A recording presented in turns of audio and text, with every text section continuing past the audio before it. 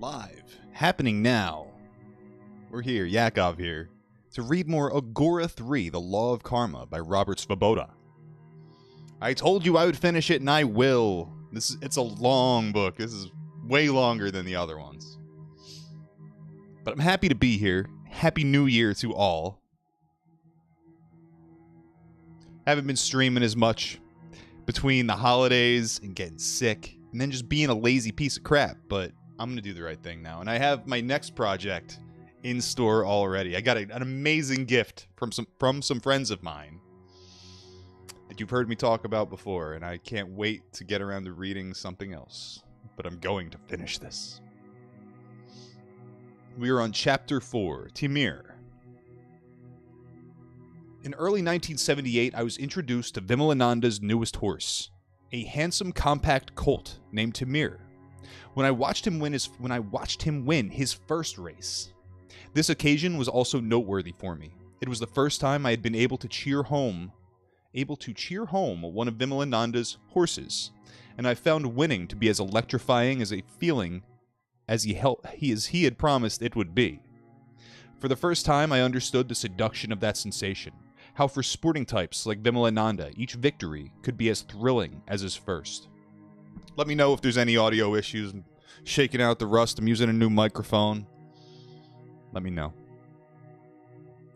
I got an even greater thrill a few weeks later on the day Timir gave jockey Hemant Pawar an armchair ride to the 1,000th win of his career. As Timir catapulted past the finish line, all the railbirds around us erupted into huzzas for horse, owner, and rider alike. Kama and young Godrej pumped Vimalananda's hand.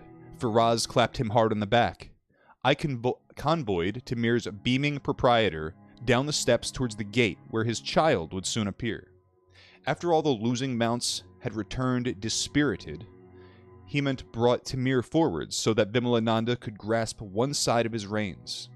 Mr. Lafange, the trainer, then grabbed the other side, and the three humans gave the conquering horse his triumph by leading him ceremoniously back to the paddock.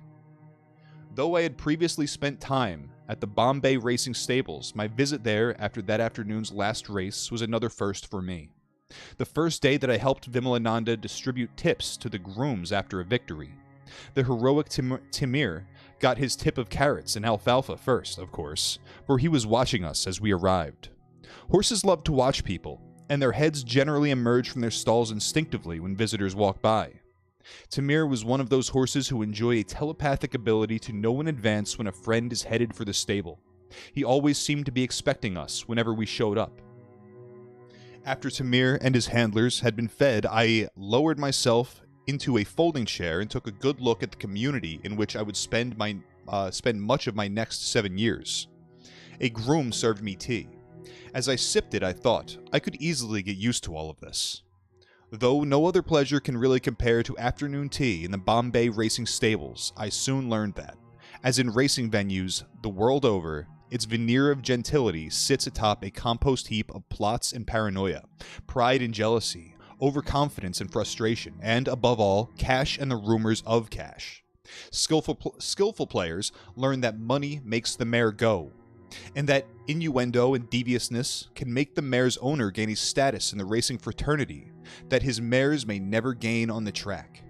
Truth at the racecourse can be amusing and interesting, but the appearance of truth usually counts for far more than its reality. That afternoon in the stables, though, I was most struck by how far withdrawn we seemed there from the Bombay which surrounded us. It was as though the uniformed guards at the gates of the treed and flowered biosphere of repose brandished some sort of authority that prevented all encroachment from the never-sleeping metropolis behind. Redolent of the good farm smells of feed and dung, the stables reverberated with the caws of the ever-watchful jungle crows, the gentle whinnies of the hungry horses, and the fraternal murmurs of their handlers. God must surely be here, in this heaven. What could be wrong with this world? A wave of Vimalananda's hand summoned me out of my reverie, and I lifted myself from my seat to be introduced to Dr. Kulkarni, the vet who looked after Mr. Lafange's horse. Laughing, Dr. Kulkarni said to Vimalananda, "Oh, so here's the American on your team. Now you'll be able to use American medicines for your runners that the lab won't even be able to detect." "What a joker you are, Dr. Saheb," said Vimalananda with a smile. Everyone at the racecourse knew that Vimalananda dosed his horses with all manner of permissible Ayurvedic, homeopathic, and patent medicines, and even some from the Arabic medical system known as Unani. Though he never told anyone but me and Rashni what he was giving, the results they produced were evident to all observers. Perhaps Dr. Kulkarni thought that in the elation of victory, Vimalananda would let some secret or another slip. But he did not know, as I did, that Vimalananda never allowed himself to be carried away by any species of intoxication. Scar in the chat, good to have you, my most precious and valued viewer. I would die fighting for you in the pits of Bombay, in the sand pits.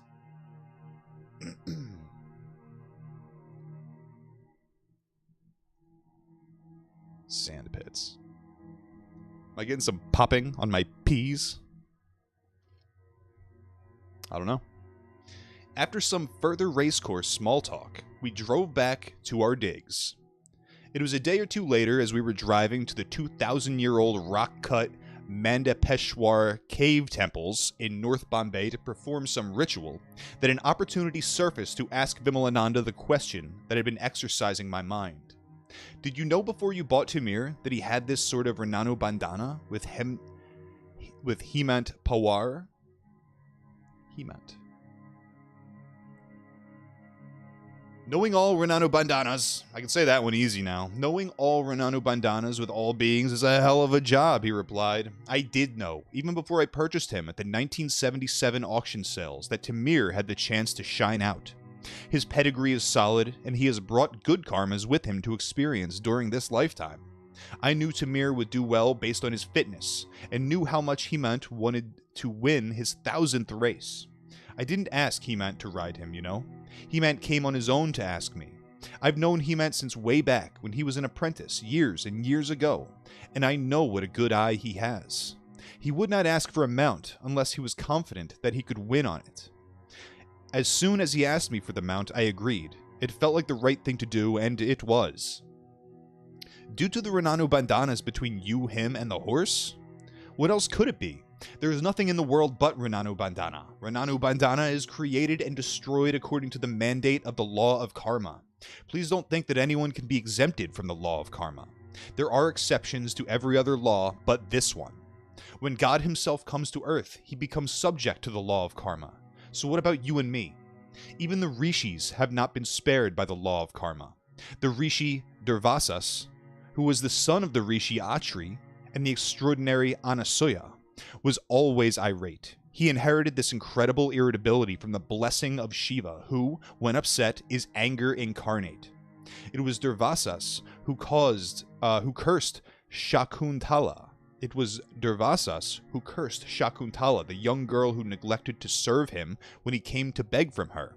Shakuntala's only crime was that she was thinking so fondly of her husband that she could remember nothing else. Because of this curse, the girl was separated from her husband for years. Eventually, she realized that it was all for her benefit. But what a hard lesson it was. But Durvasas too met his karmic Waterloo. King Ambarisha and his wife loved Krishna immensely. Every day Krishna himself would come to eat the food they offered to their little idol of Balagopala, the baby Krishna. One day, Durvasas and thousands of his disciples came to Ambarisha's palace for dinner. Durvasas already had a bad reputation, and whenever he was in town, everybody would quake and quiver. Ambarisha and his wife were busy feeding Krishna when Durvasas arrived on the scene. The queen politely told Durvasas, "Maharaj, please wait until we put Gopala to bed, and then we will take proper care of you." Durvasas, who had come to test Ambarisha, got wild. Ambarisha said, "Maharaj, you've such a high respect for God that it really doesn't behoove you to lose your temper this way." Durvasas snarled at him and asked, "Who is this God of yours?" He didn't know Ambarisha. How could he? He had come to Ambarisha full of the ego of his Bala, might, Bala and Kala, stratagem, finesse. So Bala and Kala, might and stratagem and finesse, rarely exist together in one person. Ambarisha could not compete with Durvasa's power, but he was full of finesse. As usual, finesse won. Out from the tiny idol of Krishna sprang Vishnu's divine weapon, the Sudarshana Chakra.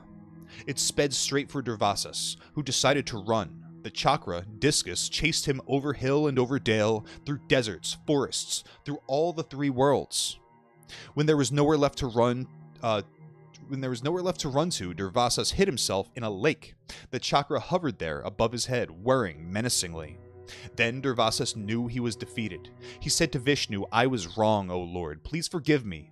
What is my punishment?" Vishnu said, "The fruit of 10,000 years of your penance is to be forfeited."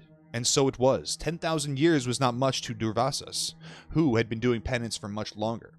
The worst thing for him was having to admit his fault. Durvasas had to pay dearly for insulting Ambarisha. But Durvasas is himself a great devotee to Krishna. How could he ever dream of insulting either him or his other devotees? The answer is simple. It was the effect of Saturn. Simple. When Saturn's gaze falls on someone, it usually causes them hardships, often by making them do things they would never do under normal circumstances. The Rishi Vasistha lost all his sons because of Saturn. Due to Saturn, the Rishi Vasvamitra twice lost the benefits of thousands of years of penance because of his dallying with Menaka. In fact, one result of Vishvamitra's dalliances was that very Shakuntala who Durvasas cursed with separation from her husband. The play of the Rishis is really unique. I thought you told me that if you can completely conquer what comes naturally to you, then Saturn can have no effect on you, and that immortals like the Rishis have been able to truly conquer their own natures. True. But it is also true that even the most minimal attachment of your Kundalini Shakti to your body will interfere with your ability to control your own nature. So long as a Rishi remains embodied, he must remain at least slightly attached to his body. And Saturn has to cast his gaze on every embodied being. There is no exception. Everyone in the universe has to falter sometimes. Even the lords of the universe remain subject to the law of karma. Fate can affect any immortal being who becomes subject to the time, space, and causation of our universe, no matter how tenuous or temporary that attachment might be. To know karma is to know fate, but fate is not such an easy thing to know, he repeated, as if to himself. In fact, I doubt that anyone really knows fate fully. Even the gods are unable to fathom it. Do you know the story of Indra and his parrot? No, I don't. Indra had a pet parrot. One day he got the thought, someday my beautiful little parrot is going to die, but when will that day be? This question started to prey on his mind, so much that eventually Indra picked up his parrot and went to Brahma, the creator. Indra asked Brahma, "Great Lord, when will my beloved parrot die?" Brahma replied, "I am sorry, Indra. I am only the creator. I don't know about things like death. But now I am myself curious, so let us go and ask this of Vishnu." Indra, his parrot, and Brahma went to Vishnu and asked the preserver of the cosmos the same question. But Vishnu responded, "I am only the preserver. I know nothing of destroying. For that we must go to Lord Shiva." All four of them trundled off to put the question to Lord Shiva. But Shiva answered, "Though it is true that I am the destroyer, I do nothing on my own initiative. I only act according to fate. When it is written in someone's destiny that his time has come, then I am there to take him. If we want to know when the parrot is going to pass, we must ask Vidhata."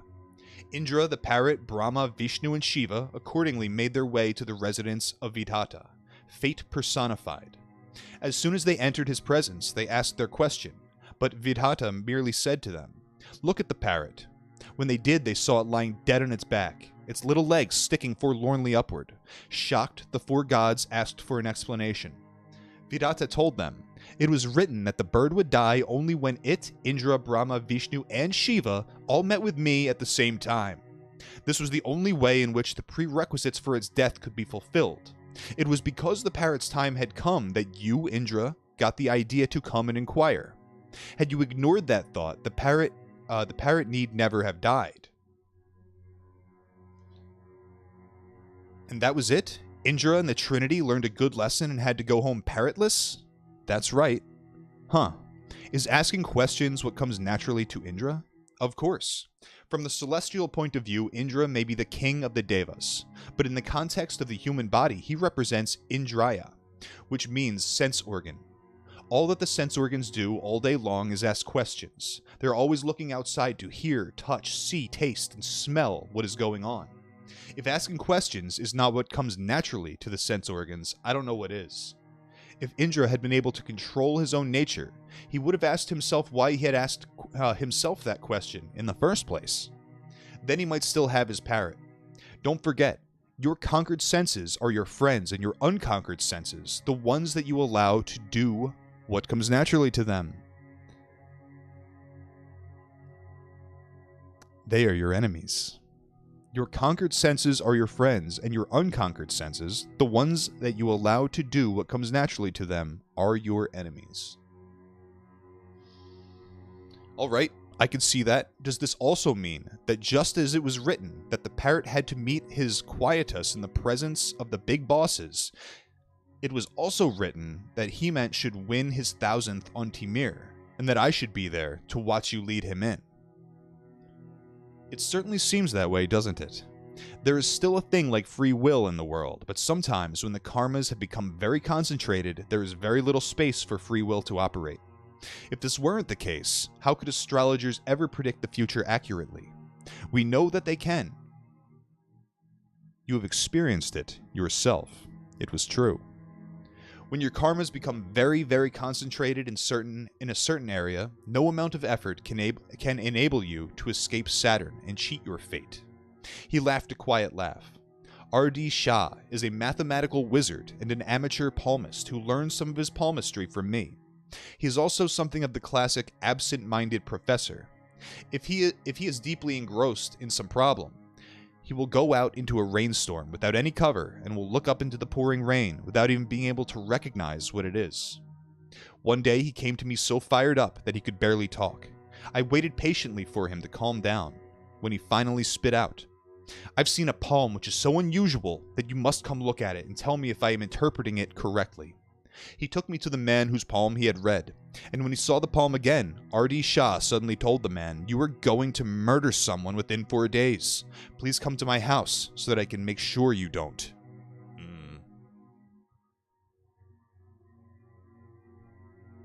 Come to my house, Mr. Murderer.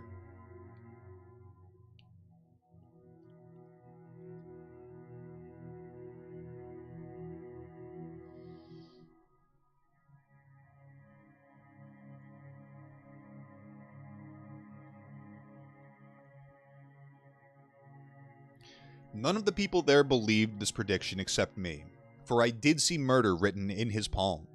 The prospective murderer's best friend, who was sitting next to him, objected. "I've known this man for years, and I can tell you that he would never murder anyone." R.D. Shah asked for the friend's hand, looked at his palm for only a moment, and gasped, "You are going to be the victim! Oh my, please get out of my town immediately!" No one listened. They all probably thought he had gone crazy, but I didn't, because I had seen the victim's palm too, and I saw it. The same thing that R.D. Shah saw. R.D. Shah went to the prospective victim's wife, but she ignored him. 3 days after the prediction was made, the victim carried a large sum of money to the prospective killer, who promptly murdered the man for his trouble. When R.D. Shah heard of this, he came to me and broke into tears. It was pitiful. He sobbed. "I tried to prevent it, but I couldn't do a thing." On a whim, R.D. Shah went down to the jail and looked at the man's palm. He said, "You will be convicted and sentenced to hang. But appeal the conviction. Your conviction will be overturned on appeal." All this took place exactly as predicted. When he was freed, the murderer came to R.D. Shah for a third look at his hand. The verdict? "You will become a yati, a Jain sadhu." And it happened. And all this detail showed up in the palm? No, the outlines are there, but the details have to come from elsewhere, from the palmist's intuition. Palmistry is, after all, a form of astrology, and in any form of astrology, you can at best be right 85% of the time on calculation alone. For the other 15%, you must use your intuition. R.D. Shah is a good palmist. He used his intuition, and it did not mislead him. In spite of all the warnings and implorings, the murder happened just as predicted. Couldn't it have been forcibly averted? Perhaps, if someone had used enough force.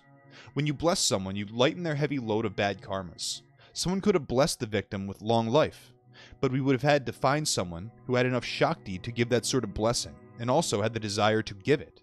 And even if we found someone like that, what is the guarantee that the prospective victim would have been able to digest the blessing? Digest the blessing? Here's an example of what I mean. Sevadas Agori was a very good sadhu, but he was so heavy that he could not even wash his backside after he defecated. He had a devotee named Chunilal who did this washing for him. When it came time for Sevadasji to die, he called Chunilal to his side, gave him a stone, and told him, "Offer incense to this stone every day, and you will always have just enough money to live on." Chunilal told his guru, "No, Maharaj, I need more." Sevadasji said, "It is not in your destiny to have more." But Chunilal insisted, which caused Sevadasji to reflect over how Chunilal had done a very dirty job for him for so long. So Sevadasji used his power to create the sum of 100,000 rupees, which he gave to Chunilal. Chunilal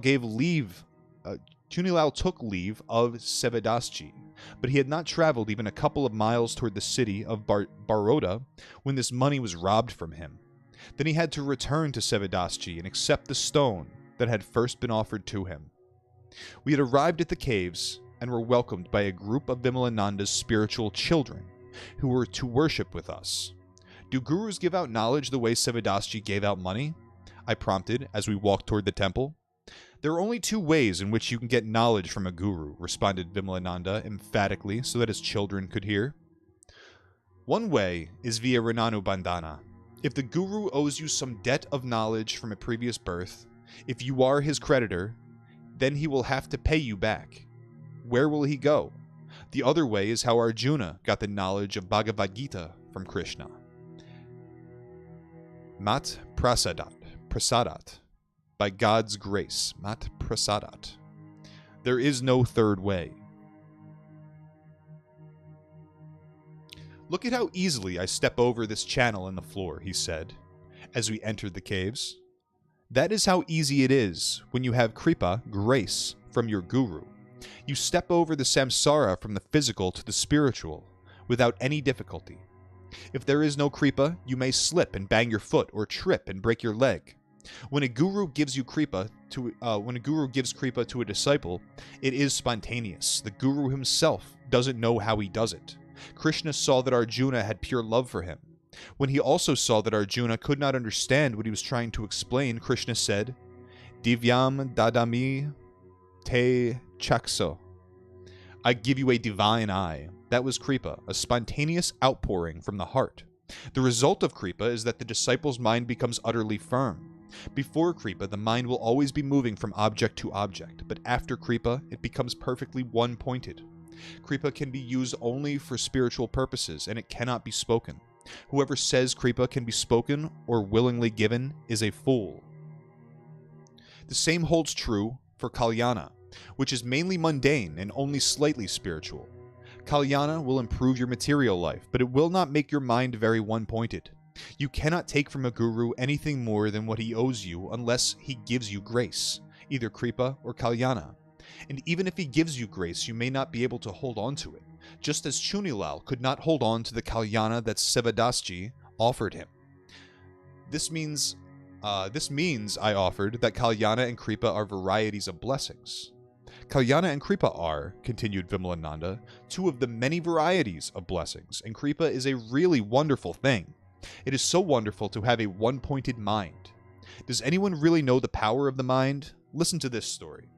Once in a certain kingdom, the king had fallen ill. No one knew how to cure him.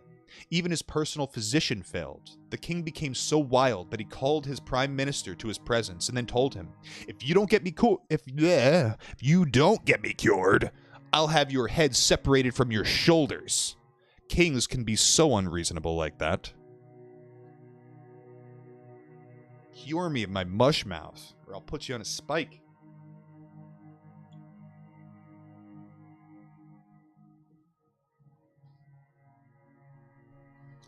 kings can be unreasonable like that, so can yogis, fire and water.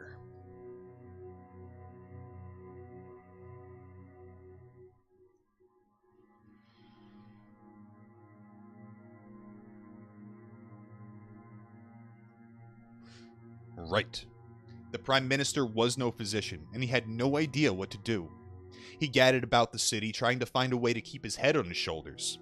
As he wandered, a madman stopped him and asked him what was wrong.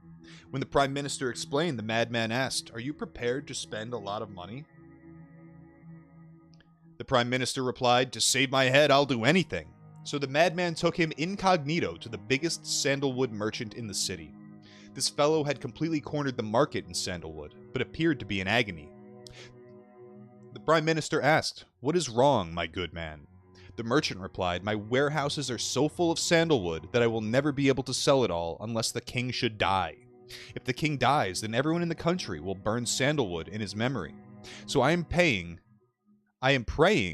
24 hours a day that the bugger of a king should die." The Prime Minister immediately understood that this single-pointed concentration was the cause of the king's illness. He therefore immediately bought all the merchant's sandalwood. The merchant forgot about the king, and when the king became well, he rewarded his Prime Minister handsomely. So in this case, at least, one man's forgetfulness became another man's salvation. It takes tremendous energy to remember things. That is why Kundalini never gets an opportunity to wake up in most people, much less rise. So long as your memory is strongly connected to your own karmas, all of Kundalini's energy will be taken up just in the act of remembering who you are. And there are plenty of karmas for you to remember. Forget for a moment the karmas in your causal body. What about the ones in your greater causal body? Huh? Your greater causal body, or Mahakarana Sharira. Everything that has ever happened in the cosmos has left its mark there. Each action gets registered on each particle of mind throughout creation and can be recalled to awareness. This is the universal memory. In order to make Kundalini wake completely, you must forget to identify even with that. You require perfect forgetfulness. Perfect forgetfulness. Yes! Because as she awakens, you will gain access to the memories of all your past karmas. We call this Punasmriti in Sanskrit. If you gain Punasmriti before you are able to handle it, before you can digest, you will remember. Before you can digest what you will remember, then you might get trapped in those memories. If you gain Punasmriti,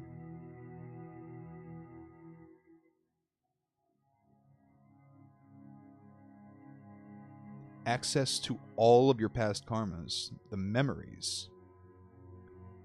If you get it before you digest it, then you might get trapped in those memories. That's interesting. I feel like I know some people like that who've lost their minds and are stuck in like one time period. So you don't think it is good to try to recapture the memories of your past lives, like some Westerners are now starting to try to do? How will that help them? Fortunately, most of these people will just hallucinate something and think it's real, and will build some complicated construction around it to entertain themselves. But a few will really tune into their Runanu Bandhanas, and those are the ones who will be in real danger. What do you think would happen if you were a mother who realized that your child had murdered you in a previous life? Would you be able to behave in a purely maternal way in this lifetime, and get beyond your desire for revenge? Or would you get stuck in that previous reality and keep the whole cycle of retribution moving along? I thank God for the magnanimity of nature, which causes us to forget almost everything of our past lives when we are born. But even perfect forgetfulness is a later stage. First, you have to learn to remember. You haven't forgotten Jean Valjean, have you? How could I? Vimalananda could turn even Les Miserables, that's how you say it, right? Les Miserables, to his purposes. After Jean Valjean was caught stealing the bishop's candlesticks, the bishop protected him instead of accusing him. That one incident changed Jean Valjean for the rest of his life. That is why I remember every morning of my life that I am going to die. When you go to the Smashan, this is what you should tell yourself. As this corpse is, so will I be. Forget not, forget not. Now enough. It is time for us to do our work, he concluded, and we proceeded with our ritual.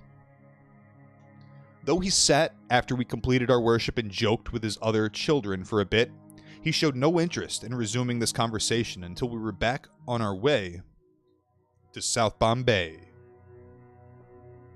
Then he began again. You were talking of blessings earlier tonight, but do you have any idea how many types of blessings there are? Each blessing is a karma, which means that each has its own consequences. Probably the simplest way for me to bless someone is to take away some of that individual's bad karmas. But if I do that, then I will have to suffer those karmas myself. The law of karma is very strict. When there is an action, someone or something will have to experience the reaction. Taking on someone else's karmas is therefore a crude and unsatisfactory way of blessing. Not only will I make myself miserable, but I will use up all my Shakti working off the bad karmas of only a few people. Then I will have nothing left for all the others who have Renanu Bandhanas with me. One way to bless someone, which will cost me almost nothing, is for me to rearrange that individual's karmas. If he or she is destined to suffer miseries to pay off some bad karmas, I can arrange for some good karmas, ones which were supposed to ripen and emerge later, to emerge now. But once these good karmas are exhausted, there will still be those bad karmas to pay off, and there will not be any good karmas left to cushion the blow. The last condition will then be worse than the first. This is obviously not much of a blessing, but some people I know who did not deserve wealth in this lifetime have demanded it from me, and I have given it to them in this way. If they are sensible, they will use this wealth to perform more good karmas, to rebuild their karmic credit balances. And if they don't, they'll be finished. Completely finished. Now, Petri Tarpana can also be a blessing. Suppose you have an ancestor, Petri, who has been reborn as a horse who draws a carriage. Because you still possess some of his genes and chromosomes, his consciousness in his new form is going to affect yours. How? While he was living, his Ahamkara identified with his entire body. The only part of that body that remains after death is the body's pattern of genes and chromosomes, a portion of which resides in you.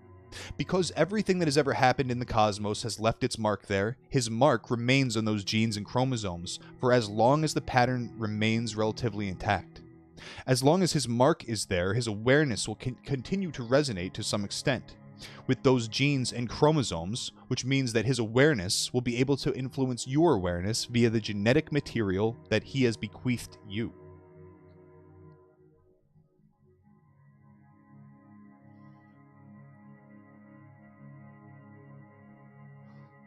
Oh my God! How long will that influence last? Vedic tradition speaks of 7 generations. Is this some sort of numerological number? Not at all. Don't you remember how many times an ordinary horse must be crossed with a thoroughbred before its progeny can be registered in the thoroughbred stud book? The 8th cross becomes a thoroughbred, which means that the ordinary bloodline becomes effaced after 7 generations. Oh my God! So the people in the Bible were not just talking through their hats when they spoke of a sin being visited on their heads and on their children's heads up to the 7th generation. Not at all. Now, if your ancestor was some sort of saint, the influence of his awareness on you might be fairly positive. Otherwise, it will probably not help you much and might prove greatly detrimental. What would be helpful for you is to break your ties with him in such a way that you help him out as well. To do this, you perform a Tarpana ritual, which forcibly draws that ancestor's spirit to you. Obviously, it would be easier to do this if your ancestor were bodiless, but it can be done with him embodied, all the same. When the spirit of your ancestor leaves the body of this carriage horse, the body will drop down without warning onto the road. No one in the vicinity will understand what is going on. Someone may even accuse the horse owner of cruelty to dumb animals. During the ritual, the horse will remain unconscious, and after it is finished, the horse will jump up and start lurching about. Then, at night, when no one is around, the spirit will leave the horse permanently to go to another womb, and the horse will die. And that breaks the tie? Not at all. Not at all. You still have his genes and chromosomes, but now he has moved up a little in the world of manifestation, so his influence on you will improve a little. But this is only one of your many ancestors. My senior guru Maharaj used to say, when you know just by looking at a person all about his father, father's father, and so on, 25 generations back, and when you can tell what that person was in his last 25 births, and you can see into the future to what he will become in his next 25 births, then you may say that you have learned a little bit. You have learned a fraction of what you can know. What a mentor. 25 generations is only the beginning. A real rishi will know millions of generations all at once. If I perform Pitri Tarpana for your forefathers and foremothers, it will bless you by helping you to distance yourself from their negative influences. But an even subtler way to bless you would be to perform Tarpana for the rishi who founded your Gotra clan. This will make the rishi so happy that he will bless you from the overflowing of his love, and I will stay free of even the slightest stain of karma. Another way for me to bless you would be to worship your personal deity, your Ishta Devata, on your behalf. When your deity is happy, you are bound to be blessed. You bless yourself. You improve your own innate nature every time you perform sincere worship of your Ishta Devata. You can also bless yourself when you personally worship the rishi who originated your Gotra, or personally perform Pitri Tarpana for your ancestors. In each case, you change your consciousness by regulating the activity of certain of your genes. And what about curses? There are many, many different ways to curse. Two of them are rituals which are common in South India called Kegamati and Banamati. They were so common when the British were ruling the country that a special police cell was created to deal with all these cases that occurred. You're kidding. Not at all. These rituals are usually performed only on individuals, but I've seen cases where an entire village was affected. In this village, everyone worked hard and was as normal as could be during the day. After sunset, though, they would all take off their clothes and run caterwauling through the streets, stark raving mad. A daughter might show her vulva to her father, and her father might show his pecker to her. Everyone would be shouting and screaming bloody murder. Come daylight, they would all forget what they had done during the night and start their normal lives again. These people's lives were thoroughly disrupted by the curse, but the only difference between their daytime and their nighttime lives was a shift in their awareness, a change in consciousness. No one can deny that human consciousness is dependent on chemicals. If it were not, how would intoxicants and other psychoactive drugs affect us? Just a change of a few molecules and a whole new pattern is created. All you need is for a few cells to distend, or a few tiny blood vessels to contract, and the mind changes completely. You must have noticed how your attitude changes from moment to moment. At the office you may be tired, angry, and upset, but most of the time you will forget all that as soon as you reach home, where you relax and enjoy yourself. There are many, many factors which affect your nature, your svabhava. But the whole thing boils down to control of the chemical patterns of the brain. How much or how little AGHORA self-identifies with your body, which determines how free Kundalini can be, is controlled by your chemistry. When Saturn wants to affect your consciousness, all he has to do is make some minor alterations in your metabolism. This is why Aghoris are fond of intoxicants. As long as you remain in control of your intoxicant, as long as you are consuming the drug and it's not consuming you, you can direct it to alter your nature in any way you see fit. This is especially true of bhang, B-H-A-N-G, a preparation of marijuana leaves. Bhang, we'll go with bhang. Whatever thought you hold in your mind stays there without effort. If you can concentrate on disengaging Kundalini from her coverings, you can make quick progress with the help of intoxicants. But they are useful if and only if you can control your mind. If your consciousness is inundated by intoxicants, you are sunk, because then they will reinforce and intensify all the limitations of your nature. As long as your svabhava is not perfectly controlled, you will be able to subject to Saturn's control. And believe you me, it is no joke to be able to control your nature. Even Shiva himself was once affected by Saturn. When he and Parvati were married, all the planets except Saturn came to bless the couple. Parvati took Saturn's absence as an insult and demanded that Saturn be instructed to appear. Shiva smiled gently and told her, "Goddess, why not leave well enough alone? It is better that he is not here. In fact, he has done us a special favor by not coming." But Parvati was adamant. Shakti in her awakened uncontrollable form, and Saturn was obliged to come. He didn't stand in front of the couple, he just glanced at them from a distance. But as soon as Shiva saw Saturn, he experienced his own true nature and went into samadhi. Saturn makes you experience yourself as you really are, deep down inside. Since Shiva's nature is pure consciousness, that is what he experienced. Shiva stayed in samadhi, experiencing that consciousness for 7.5 divine years. And all during that time, Parvati was livid. How could she enjoy holy nuptials with her husband when he was deep in samadhi? When at the end of those years, he came back down to normal consciousness, Shiva told her, "Now you see why Saturn was not invited to our wedding."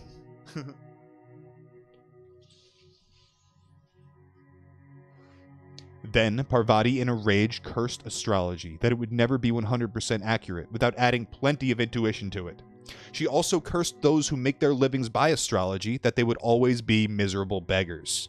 Has that happened? Many of the astrologers I know are in fact miserable, and some are literally beggars. I also had seen some suggestive examples. And this is due to Parvati's curse? Yes, and also because they have forgotten much of the original knowledge of Jyotish. Parvati's curse is able to affect them strongly because of their weak intuition. Do you know the Sanskrit word for intuition? Ishtabala, literally, the strength of your Ishta Devata, your personal deity. You won't be much of an astrologer unless you have a healthy relationship with a personal deity. In spite of Parvati's curse, Jyotish is still the best tool we have for predicting fate, because Saturn represents fate. It is good to be able to predict fate, which can overpower almost anyone. Shouldn't astrologers also worship the planets? Why just astrologers? Worshipping the 9 planets is a good way to control your nature. We in India worship the well-placed planets to encourage them to assist us more vigorously, and try to placate the afflicted planets, to request them not to pervert our minds or lives. We respect the planets as Mahapurushas of the type known as Munis. Like any other beings, rishis, deities, your next-door neighbors, they respond positively to attempts to butter them up. A few of India's kings and yogis have even gained control, or at least influence, over 8 of the 9 planets by successfully completing sadhanas for them. But very few of these sadhakas, people who perform sadhanas, have ever been able to control the most powerful and difficult to placate of all of the planets, Saturn. Only the very bold or the very rash attempt to control all 9 planets. For when you fully control the 9 planets, you control the entire manifested universe. Not so easy, no. But it's been done. Ravana did it. Ravana was a siddha. He had become immortal. His kundalini was therefore completely under his control, which meant that fate could no longer affect him. He had gained complete control of his svabhava, his innate nature. Control of his svabhava gave him the power to conquer the planets, including Saturn. After he conquered them, he took them home with him and kept them face down on the steps leading up to his throne. He could have gone on for ages like this, since the planets could have no effect on him if they could not see him. But that would have obstructed the Rishi's play. So they sent Narada, the celestial troublemaker, to solve the problem. Narada went to Saturn and said, "You are the most powerful of all the planets, but here you are lying face down in front of Ravana's throne, unable to do anything about your condition." Saturn replied, "Because I am face down, my gaze cannot fall on Ravana, so I cannot affect him. Advise him to turn me over, and I will do the rest." Narada understood and went out to search for Ravana. After praising him to the skies, Narada suggested to Ravana that he might like to turn the planets over, so that he could enjoy their misfortune more fully. Ravana liked this suggestion, and as soon as he turned the planets over onto their backs, Saturn's gaze fell on him, and his mind became perverted. Now, Ravana knew the effects of Saturn as well as anyone did. Something came over him to make him agree with Narada's suggestion. What came over him is another question. What came over him exactly? Part of it was his own svabhava, his innate nature. He was a Rakshasa, and Rakshasas always love to humiliate their enemies. But when he was in complete control of his svabhava, how could he lose this control in an instant for no apparent reason? Perhaps it was the words of Saturn, spoken to him through Narada. What is clear is that as soon as Ravana turned the planets over, Saturn's gaze fell upon him, and from that moment on, his intellect began to be distorted.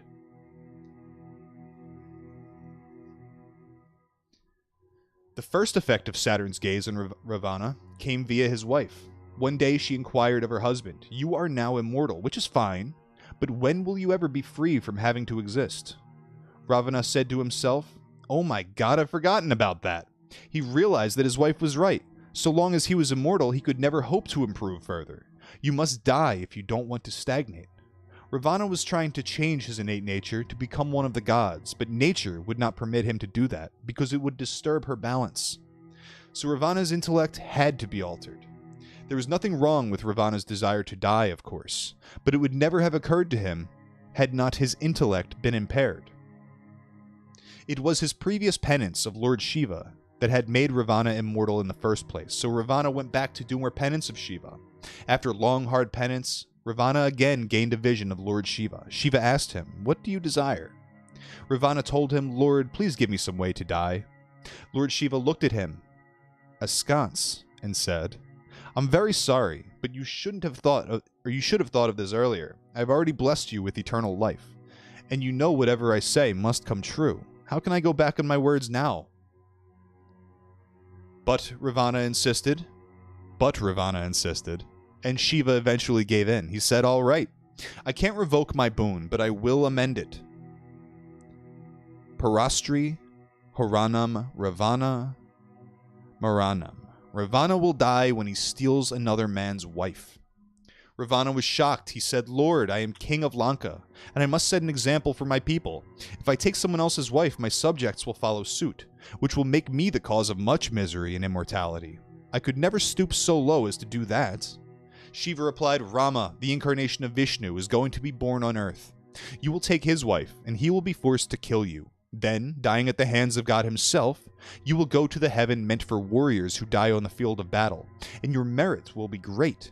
Moreover, your death will act as a warning to anyone who would be tempted to steal another man's wife." And so it happened. It was only because Ravana was such a great devotee of Lord Shiva that he got the opportunity of enjoying such an auspicious death.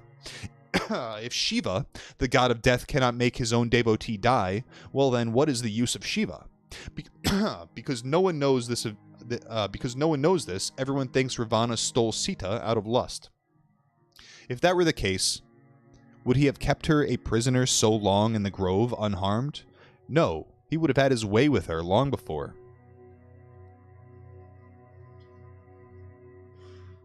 Orthodox Hindus think of Ravana as a total blighter. Don't mention those idiots to me. What do they know about Ramayana? They only know how to parrot what someone else has told them.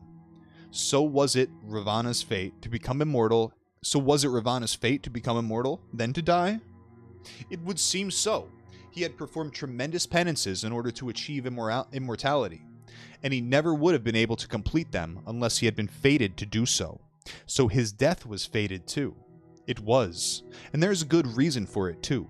He and his brother Kumbhakarna were originally Jaya and Vijaya, Vishnu's two doorkeepers. Once they foolishly insulted the four rishis known as the Sanat Kumaras, who cursed the pair to fall to earth as demons. Vishnu then promised that he too would be born on earth to redeem them.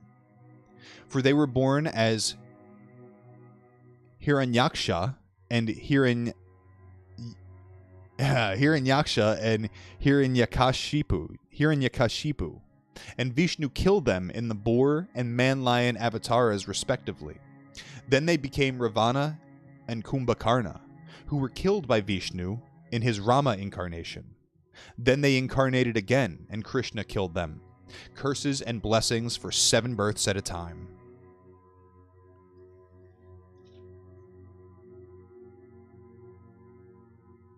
It was a curse that caused Rama to lose Sita in the first place. When Parashurama met Ramachandra, they fought, and Parashurama cursed Rama. Parashurama was the 6th avatara of Vishnu, and Ramachandra was Vishnu's 7th avatara. It doesn't seem very spiritual for Vishnu to fight Vishnu. Parashurama, Rama with the axe, who is immortal, is a Brahmana, and Ramachandra was a Kshatriya, a warrior. Because Parashurama's father had been killed by a Kshatriya, Parashurama vowed to use his battle axe to rid the earth of warriors. He did it too.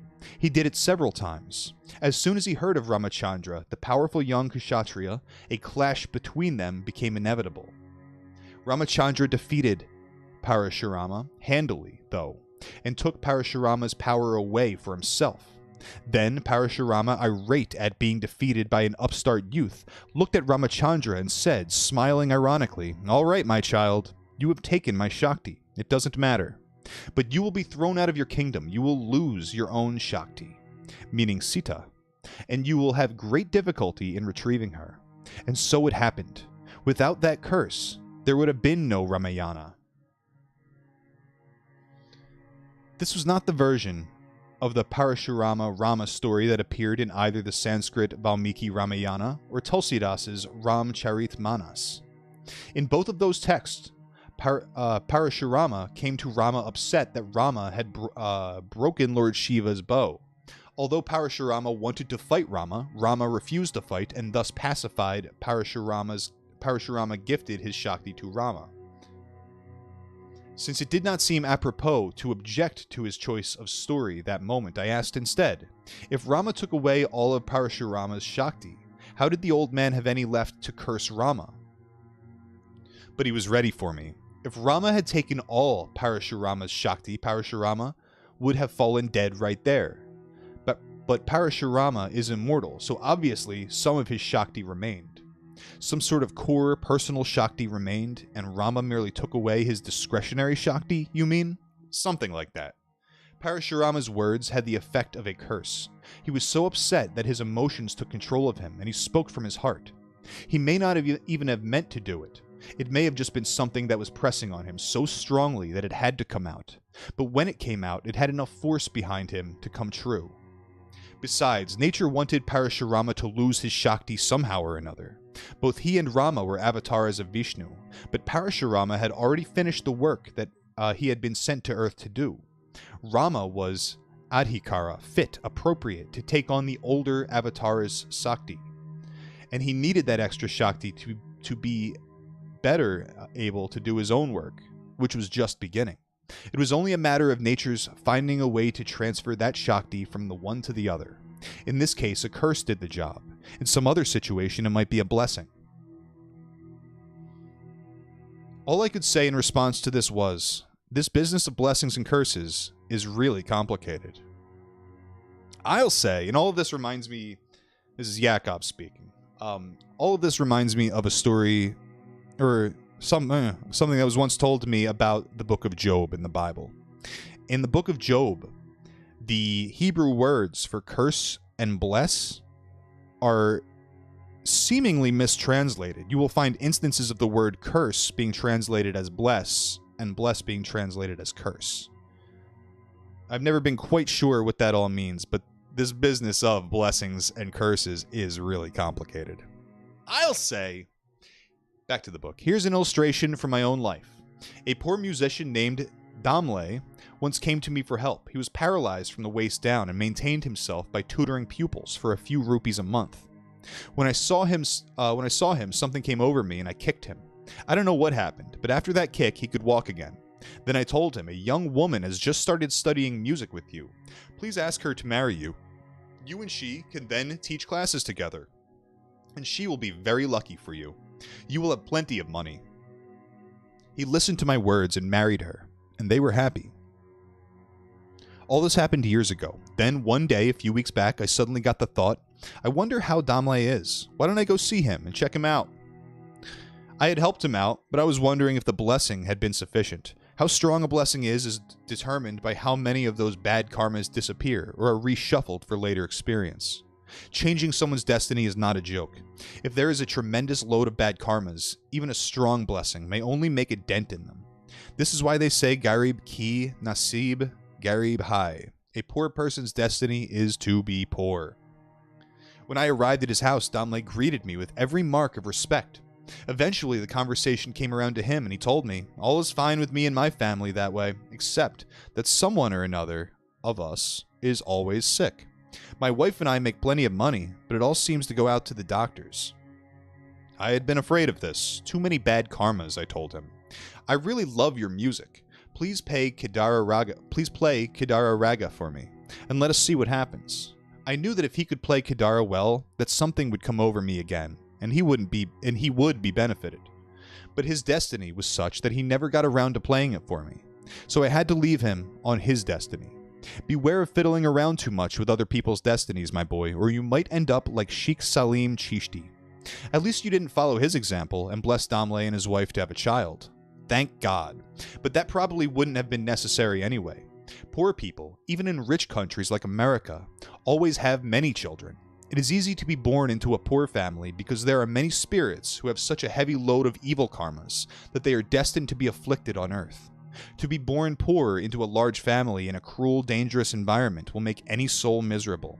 It takes plenty of luck, good karmas, blessings, to be born into a rich family. Look at how long it took John F. Kennedy to get a son.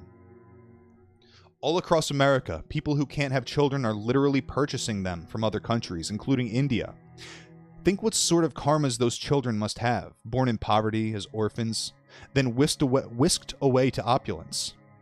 If you were meant to enjoy wealth, if nature desires it, then you will have it whether you want it or not, and no one can stop you from getting it. When India was rich, it was the same way, which is why Akbar could have a son only after Sheikh Salim Chishti blessed him. After all, how many people can accumulate enough good karmas to be born emperor of the world? Very few. The being who became Akbar's son Salim had many good karmas, but not quite enough to be born as Akbar's son. In order to be born, he needed that extra push in the form of a saint's blessing. But what about all the bad karmas? They still had to come out, and when they did, they corrupted his mind. He became an opium-eating drunkard, who is not at all worthy of his father.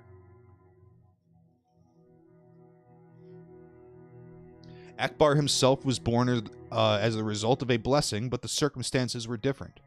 After his father, Humayun, had been driven from his throne and was roving about in Sindh, he met a good fakir, who understood something of what was going on. When the fakir, who knew Prithviraj Chauhan's capabilities, perceived that Prithviraj needed a womb in which to be born, he decided to endow his daughter with a matchless son.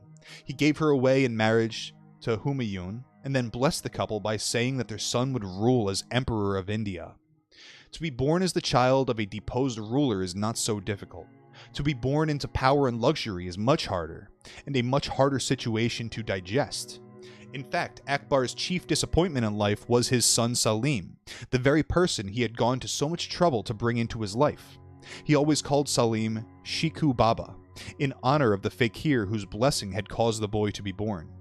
By the time Salim was in his mid-30s, he had despaired of ever succeeding to the throne because his father's health seemed indestructible. He took to heavy drinking, and his mind was addled by intoxicants. His ears were swayed by evil counsel. He rebelled against his father and set up himself as king of Allahabad. Eventually, he marched onto his father's capital city, and soon two armies, one his and one his father's, were arrayed, facing one another, ready to fight. This time, Akbar, who had indulged his son in everything throughout his life, had had enough. His wife sensed this. Before every battle, Salim's mother would worship Akbar's favorite sword and then present it to him. This time, as she handed the sword to her husband, she said, "My only request is that you spare my son's life." He told her, "You have forgotten that a wife should think of her husband first. You are more attached to your son. All right, for your sake alone, I will spare his life." Out on the field of battle, the two antagonists met. Akbar told his son, "Shiku, why do you want all these men and their families to suffer? The quarrel is between you and me. Why don't we fight it out together? I am an old man, and you are young and strong. Whoever wins can take the kingdom." In his drunken foolhardiness, Salim agreed, and the two men fought as both armies looked on. Within a few minutes, Akbar, who was an old wrestling crony, had pinned Salim, who was no fighter, to the ground. There's nothing worse than to be humiliated in front of those you command, and Akbar knew it. He told his son, "Now shall I kill you? No, I won't. I have promised your mother." He had Salim thrown into the dungeon and took his wine and opium away from him for 4 days. Then he sent for his son, who was thoroughly chastened, and made him crown prince. But Akbar's enthusiasm for life had been snuffed out, and within a year and a half he died, having realized the futility of pomp and worldly glory. That must have been why he came under the influence of Saturn. It must have been when he came under the influence of Saturn. Yes, that was when his fate caught up with him. I have tried to explain your theory of karma to various of my friends, I said, resigned to being dim, and many of them ask me, if this business of action and reaction is true, and if you kill me today, is it because I killed you sometime in the past? How did this all begin? What was the first karmic debt? Vimalananda smilingly answered, that first debt is the first step in the creation of the universe, the projection of the Adya Shakti, the original Shakti, nature, the foundation of everything. Because she projected from the Absolute, she owes the Absolute everything, beginning with her very existence. Debts multiply from there as she tries to reunite with her source, the Supreme Shiva. Because she feels incomplete on her own, she craves reunion. When this transcendent cosmic Shakti merges again with her Lord Shiva, there is nothing left to support creation and the universe dissolves. This is called Pralaya. When your Kundalini Shakti, your own Ahamkara, the thing which self-identifies, merges with her personal Lord Shiva, then you cease to exist as an individual. This Laya, dissolution of your false identity in the ocean of the absolute reality. Laya, which is Pralaya on the microcosmic scale, involves withdrawal of all your projections back into their source. After Laya occurs, there is no karma, because no individual remains to self-identify.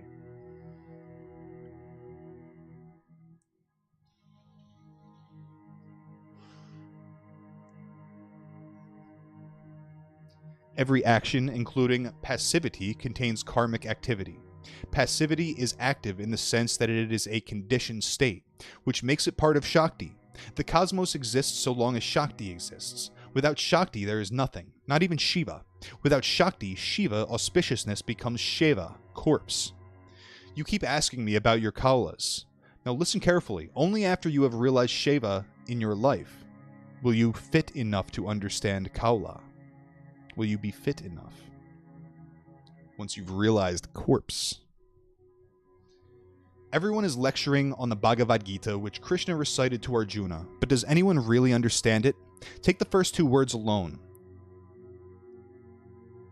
Dharmak Kshetri Kurukshetri. How can a Kurukshetra, a place where actions or karmas are performed, be a Dharmak Kshetra, a place of dharma, of righteousness and holiness? It seems to be a contradiction until you think it through clearly. First, what is a Kurukshetra?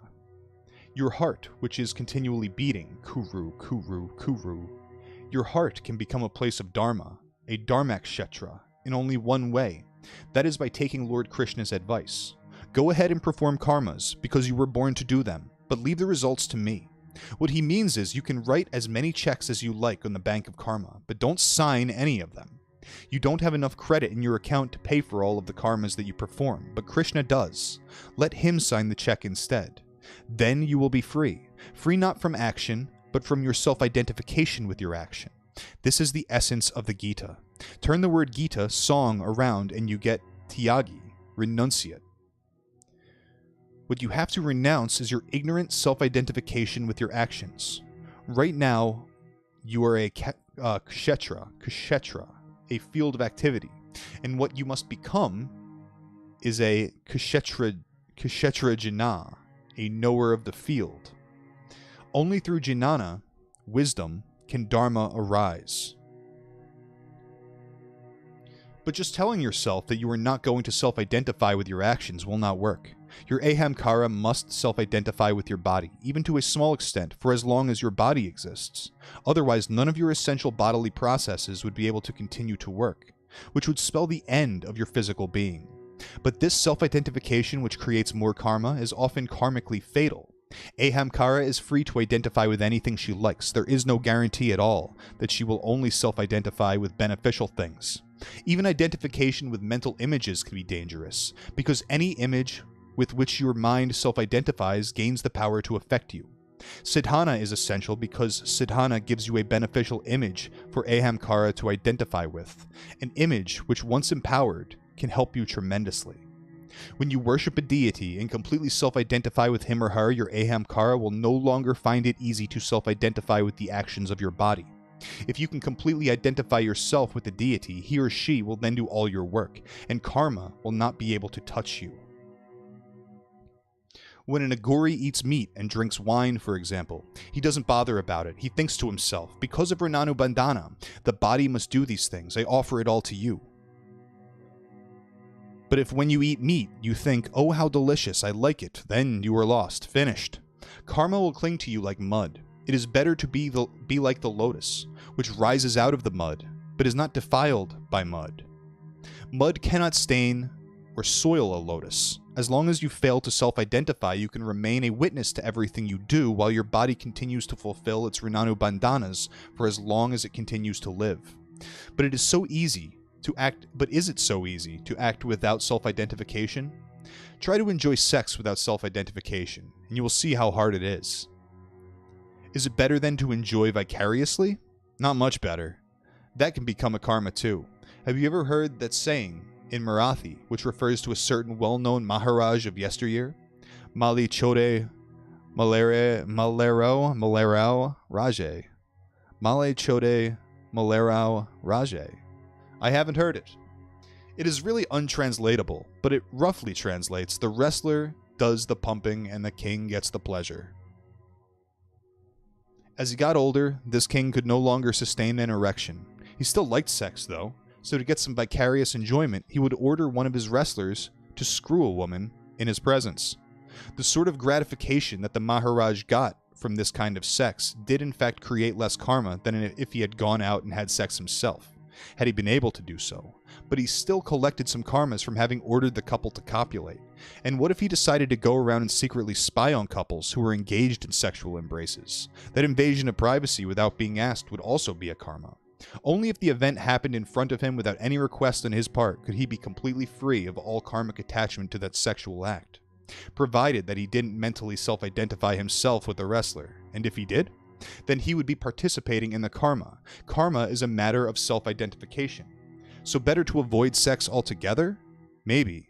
But that also can lead you into trouble. We say in Hindi, Tapeshwari se Rajeshwari, our Rajeshwari se Narakeshwari, something like that. Penance to riches and riches to ruination. The first part of this saying means that the law of action and reaction causes a yogi who does severe penances in this life to be reborn as a prince, or as the scion of a very rich family. If you have done a really good job of penance, you may get a chance to be reborn into a family of yogis, where you will be able to continue right from where you left off. However, as Lord Krishna says in the Bhagavad Gita, this is rare. Usually, it is Shuchinam Shrimatam Gehe. Rebirth in splendor. In which case you will be able to discover your dharma, your proper job in life, only through your guru's grace. But what happened to the ante mati sagati? If you die planning to continue your penance, won't you do so, since the thought you have when you die determines where you will end up? But who says that the very last thought you have before you die will be for more penance? If you've spent your entire life restricting yourself, you'll probably be thinking of those restrictions when you die. But thinking of a restriction is really a thought of the thing you are restricting, which is where you will proceed. So doing sadhana, spiritual practices in this life, is no guarantee that you'll be doing it in your next life, an alarming prospect. No, there is no guarantee at all, because the law of action and reaction. When a sadhu stringently restricts his food during one lifetime, nature will say to him in his next lifetime, since you denied yourself so much last time around, you will now have the most delicious foods. If he lived naked or in skins or rags, he will wear silks and gold brocades encrusted with jewels in his next birth. If he lived in a cave or out under the sky, nature will give him a palace to play in. And if he tied up a loincloth and never went with a woman in his birth, then in his next birth, he will be chased by women even during his childhood and will be introduced to sex very early. All of this holds true for women too. The result? Well, unless the child is very special, he will be unable to remember anything of his previous life. Instead, he will become enthralled by all the beautiful sense objects that nature will give him. Ma is so magnanimous She never frees anyone from the world so long as they continue to desire it.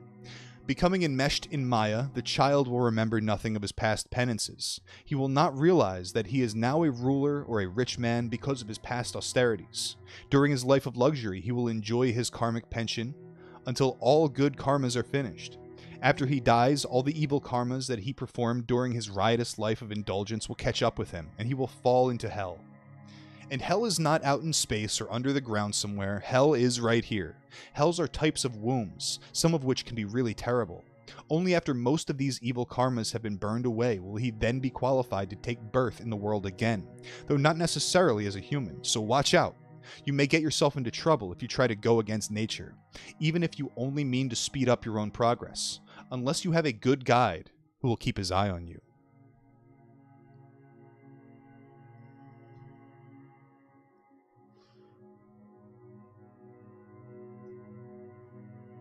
I had by then developed confidence in Vimalananda's competence in matters arcane.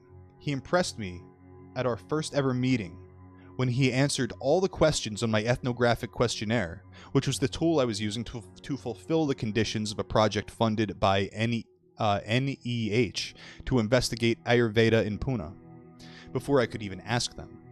Months later, after I had tied my loincloth too tight, he showed me how to tie a tobacco leaf to my swollen testicle to relieve the swelling, and grinned an "I told you so" at my nausea when I left the leaf on for too long.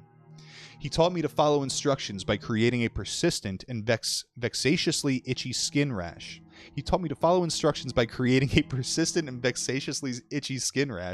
After I had a glass of milk at Shirnaz's house on a day when he had specifically told me only to drink water there until further notice. Once he saw that he had my obedient attention, he included me in some of his experiments, like the one with the packet of ash from a tantric homa in Kashmir. He had me mix a pinch of the ash into hot milk every night for a week, and when I did, a pack of howling dogs showed up outside my dormitory room punctually at 1 a.m. on each of those 7 nights to serenade me. Greatly, though, my sleep-deprived fellow students groused.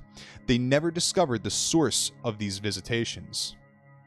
Nor did I, for though Vimalananda was pleased with the results of his experiment, he said no more when I inquired as to its significance. Then, my idea was to introduce you to a certain ethereal presence, and that has been done. Your concern should be getting your work done. If you need to know more than that, this presence will tell you itself in due time. It was because I wanted my work to be done expeditiously. There we go. I know this word. It was because I wanted my work to be done expeditiously that I turned to Vimalananda when a spirit who had harassed me during my first year at the college returned after a sabbatical. Long afterward, I learned that the college hostel had been built on land that had previously served as a Christian cemetery. But when I was first assaulted a few months after my arrival there, my assailant's provenance was a complete mystery. During an attack which would come when I entered that no man's land between wakefulness and sleep, which is called in Sanskrit Tandra, the entity would jump without warning onto my chest and squeeze the breath out of my lungs. Though enfeebled with fear during the initial encounter, I somehow realized that my only avenue of rescue was to awaken, and somehow I did that when next it beset me. Fear quickly became animosity. Soon I was driving the thing away by angrily repeating in that twilight state a mantra taught to me by a yogi. After some months, the shade went on furlough. When it resumed its predation, I complained to Vimalananda, who merely said it won't be back. And it hasn't since. I had a generalized faith in Vimalananda from the moment I met him. But the seemingly unrelated permanent departure of the weird spirit and the unforeseen arrival of the barking dogs convinced me that his knowledge of the ethereal world was unparalleled. He quickly became the helmsman of my voyage through Indian society, as well when he saved me from official censure after my Sanskrit professor had finagled me into making unnecessarily disparaging remarks about the near moribund state of Ayurvedic teaching and practice at the time. When to his demonstrated expertise in both the physical and non-physical realms I added the marvelous erudition he used to expand my perceptual skyline in every subject I raised with him, I became persuaded beyond any reasonable doubt that I had found in Vimalananda an exemplary friend, philosopher, and guide. brings us to the end of Chapter 4. The next one will be Chapter 5, Scarlet Ruby. Thank you very much for joining me out there. If you want to support me, there are links in the description, and I can't wait to get back to you for more of this. God bless each and every